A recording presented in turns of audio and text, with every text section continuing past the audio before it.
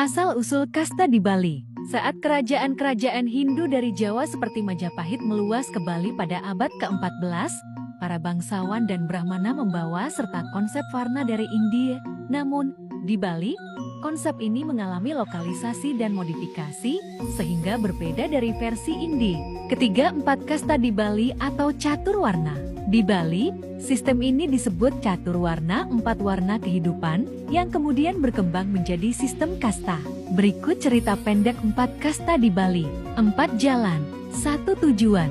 Pada zaman dahulu kala, di puncak Gunung Lempuyang yang berselimut kabut dan doa, hiduplah seorang resi bijak bernama Danghyang Tirtawisesa.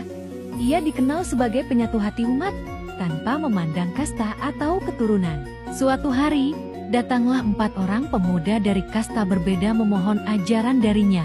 Ida Baguswira, seorang Brahmana muda yang ahli dalam lontar suci, anak Agung Jaya, pemuda satria dari istana yang gagah dan arif, Gusti Lanang, pedagang Waisya yang cerdas dan dermawan, Ketut Tama, petani sudra yang rajin dan berhati jernih. Mereka bertanya serempak, "Wahai Resi Agung, siapa di antara kami yang paling suci, yang paling pantas dekat dengan Sang Hyang Widi?"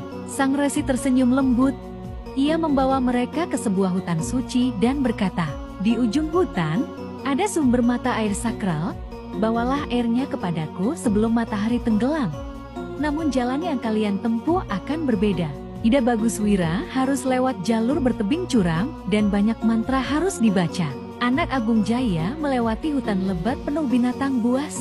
Gusti Lanang harus menyeberangi sungai deras dan membawa dagangannya.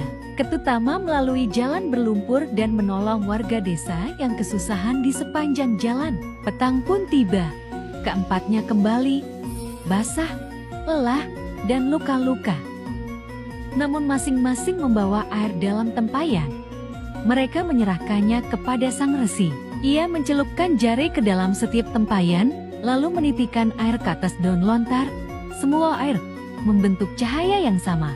"Lihatlah," ujar sang resi, "air yang kalian bawa dari 4 jalan berbeda, memiliki cahaya yang sama suci.